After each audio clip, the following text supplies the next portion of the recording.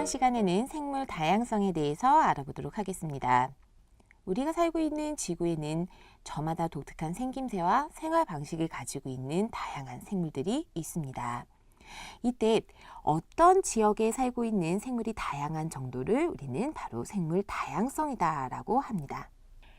자, 그럼 생물의 수가 많다라고 해서 생물 다양성이 높다라고 할 수 있을까요?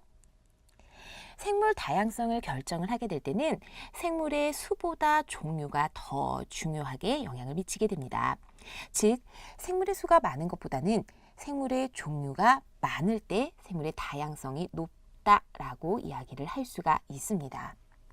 자, 그리고 단순하게 생물의 종류뿐만 아니라 같은 종류에 속하는 생물의 특성이 얼만큼 다양한지에 따라서도 생물의 다양성이 결정되게 되는데요. 예로 살펴보게 되면 한때 많이 재배되었던 그로미셸이라고 하는 품종의 바나나가 있어요. 그런데 이 바나나는 곰팡이 때문에 생긴 전염병으로 모두 사라졌습니다.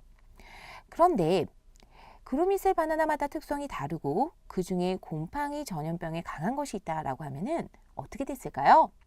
아마 이 바나나는 멸종되지 않았겠죠. 이처럼 같은 종류에 속하는 생물의 특성이 다양한 경우가 있다라고 하면 급격한 환경 변화라든지 전염병에도 살아남는 생물이 있을 겁니다. 그렇게 되면은 멸종할 위험성은 낮아지게 되겠죠. 그렇기 때문에 생물 다양성을 결정을 짓는 데는 생물의 특성이 얼만큼 다양한지도 영향을 미치게 되는 것입니다. 자, 그리고 이뿐만 아니라 생물 다양성을 결정하는 데 중요한 것 중에 하나는 생물이 살고 있는 장소가 있습니다.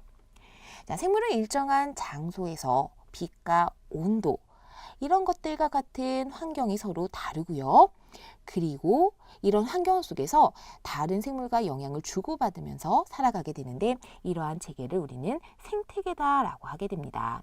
그런데 이런 생태계의 경우는 숲이 있을 수도 있고요. 초원, 사막, 연못, 강, 갯벌, 바다 이런 것들로 굉장히 다양하게 존재를 하게 돼요.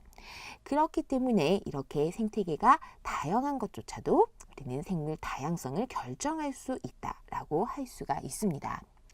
자, 특히나 아마존과 같이 열대숲의 경우는요. 식물이 무성하게 자라고 있기 때문에 굉장히 많은 종류의 생물이 살고 있고요. 그리고 사막의 경우는 건조한 환경 때문에 굉장히 독특한 종류의 생물이 살고 있어요. 이처럼 생태계가 다양하여 생물이 살고 있는 장소가 다양할수록 역시 생물의 종류가 많아질 수가 있게 되겠죠.